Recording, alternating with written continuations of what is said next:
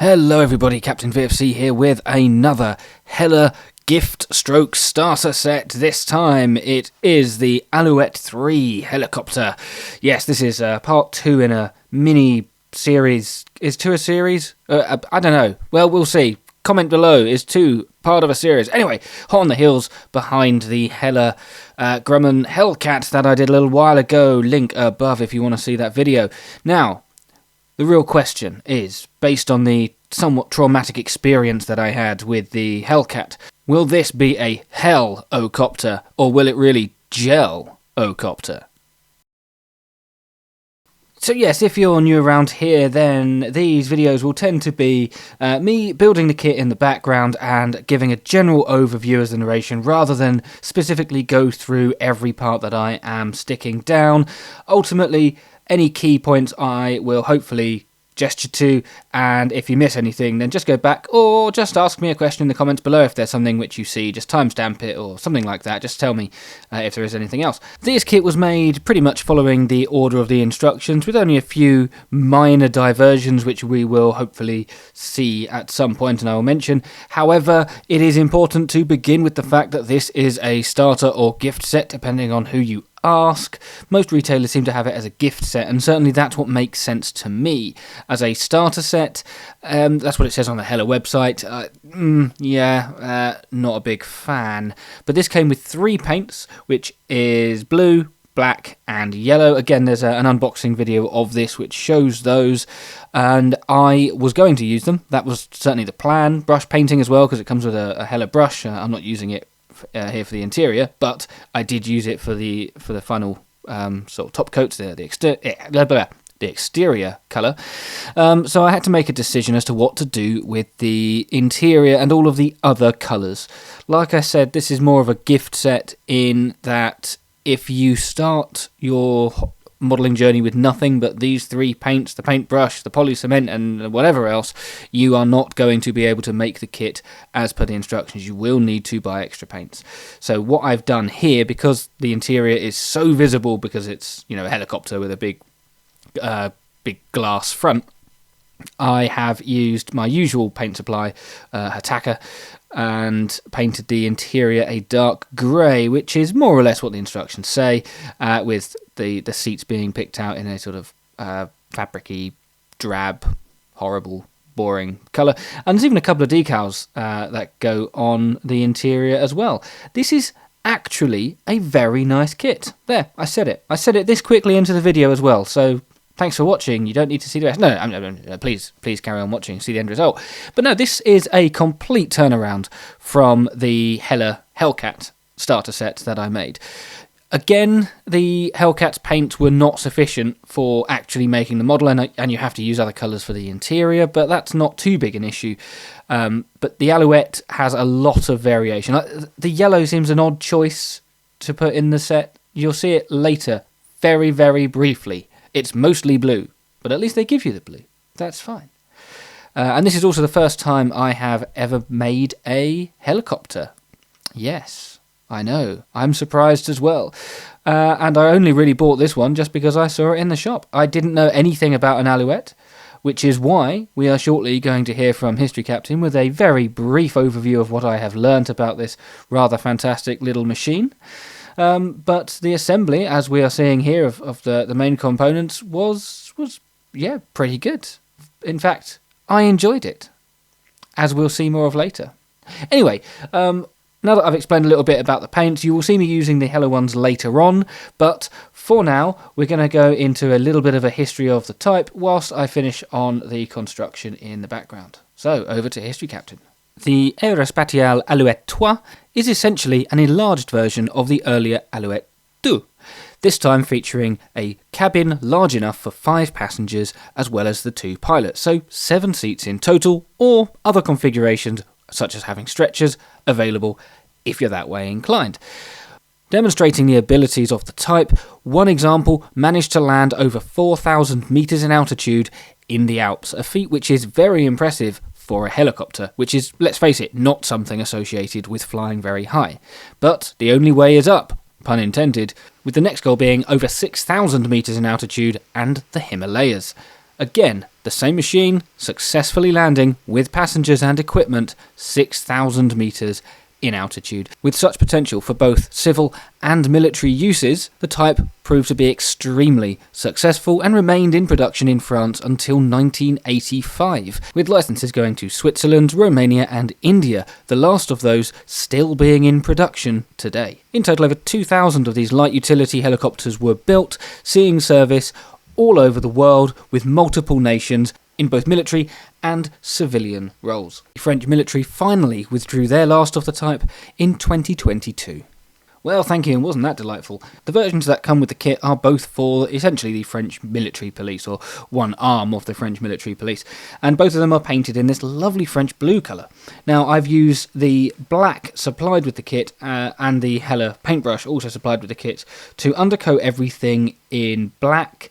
As I said at the beginning, the general plan was to use as much of the paint supplied with the kit as possible. If you saw the Hellcat video, then you'll see that the paint supplied could not make the 3 blue versions, and in fact you could only do the Fleet Air camouflage one.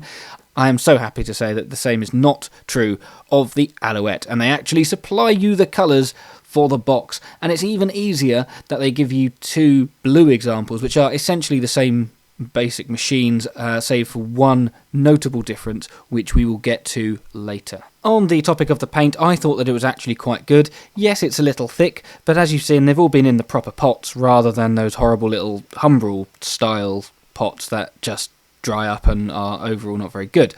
Now we're moving on to the fiddly bit, which is the glazing. I chose to paint before putting the glazing on.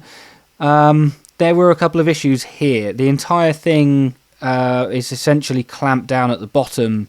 It's a bottom piece stuck to the main fuselage piece, and it was a tiny bit out of alignment. This could have been solved by just gluing the glazing on earlier and masking it. I do intend to make another one of these, spoiler, and I will do that there. Also, you know that I am undercoating with the grey because this is going to be visible from the inside, and I would not want to just paint blue straight onto the glazing, so undercoating the canopy frames with the same grey that I used for the interior. For some reason, I don't know why, but I didn't actually have any footage of me gluing the front glazing piece. It's 3 pieces, left, right, and a front piece. It was a little bit fiddly. It's the only bit of this kit that I would say absolutely rules it out for being a starter set. If I had to do that and I didn't have the experience I've got now, I probably would have just abandoned it and been done with it. Anyway, the canopy frame is then picked out in the top colour blue as well. Like I said, the other option would have been to mask all of this. I don't like masking. It's a horrible thing to do. However, I will do so when I make another one, which, as I said, I intend to do. On to the decals, and they are listed on the sheet as having been printed in France for Hella, and these are the first indications that this kit is maybe not up to the standards of most others. I say most others, that's unfair. Of the other big players, your Airfix, your Tamiya, even Revell, don't hate me for saying it, but these decals are not great. They're a bit thick, which isn't the end of the world, but they are horrifically out of register. I will show you very shortly how out of register they are. But this was an incredibly fiddly bit. They've at least designed the decals around the shape of the aircraft kind of well enough, but also it took a lot of microset and microsole to actually get them to stay down. Part of the problem is this little antenna on the front, which just gets in the way. So I think I ended up cutting it off and gluing it back on later. But look at that. Look how bad those French roundels are. It's ridiculous. They're like bloody googly eyes.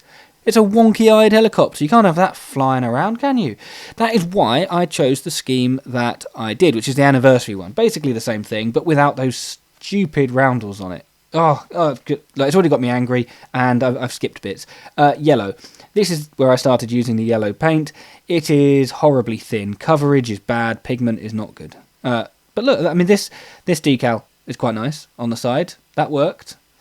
There's a decal for the tail rotor here.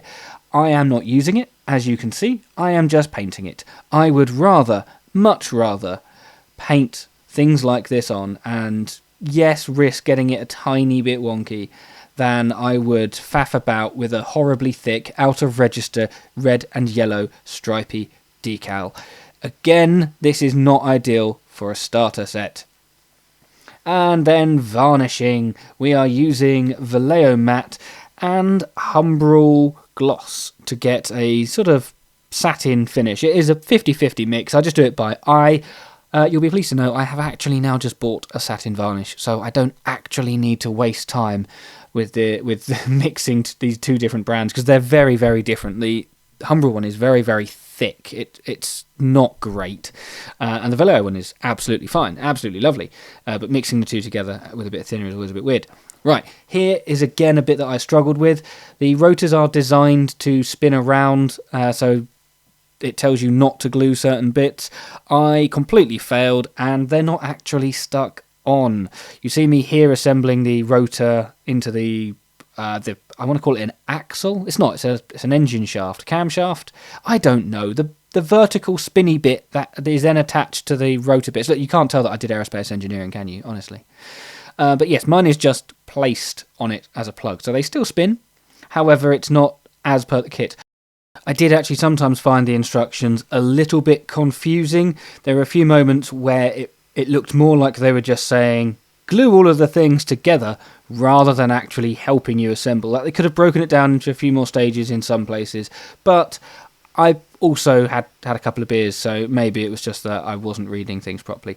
But there we go. Once they're all placed on, as I say, they can spin, and it looks absolutely fine. And then final assembly comes with just all of the sundries. You've got this, I assume it's a tail guard. Oh, also, you may notice it used to have its little horizontal stabilisers on, and they'd fallen off. So I had to stick them back on because they were fragile and they broke in the painting stage. But we're now going to talk a little bit about one of the issues that I've got. So even though it is lovely watching it rotate, we're going to go and look at it live. So here it is, the finished Alouette III, and you will see that there. Let me just take the rotor. Look, we can see that it's got rotors on it, right? We're going to take that off. So you can see here we've got this very, very spindly thing. Well, there should actually be another one based on the photos of the real thing, and even in the instructions it shows that there's more than just these two, whatever they are. So they clearly just cheaped out and didn't bother providing the rest. They really would benefit from being replaced with wire, but hey, I get the limitations of injection moulding in this case, and you don't really want to go supplying wire with these kits. But this is another thing that I just could not work out. I believe it is a winch, goes on the top somewhere and does stuff. I just couldn't work it out based on the instructions, and I couldn't work it out based... there's a little wheel. That's it. There. Da-da-da. Hey! There's a wheel. There's a little yellow wheel, and there's a little thing there. They go together somehow, and then this sits on top, and then the whole assembly sits above one of the crew, and I just couldn't work it out. The instructions were just not clear enough at all. So this has been a very nice kit. I have genuinely enjoyed it. It probably wasn't worth what I paid for it, but that is not a fault of the kit, that is a fault of the retailer. This version has a much less out of register. How good is that English? It is better than the other one, but it's still slightly out of register. You'll see a close-up of that very shortly. This side, however, is fine because it has no such problem, no such roundel at all, and the decals don't look too bad. The paint is a bit thick, but we've already discussed that. I was trying to make it as a starter would. So overall, I'm very impressed. Hella have done very well. This is a much newer tooling than the Hellcat, and it really does show. The detail on it, absolutely fine. So there we go. Like, subscribe, follow me on Twitch if you want to watch me make this sort of thing live, and be sure to check out the channel again if you want to see more ridiculous videos of me nearly gluing myself together. I give this a solid hell yeah copter out of 10. Ha! Excellent. Look, to be honest, I've done this entire thing with a hangover, so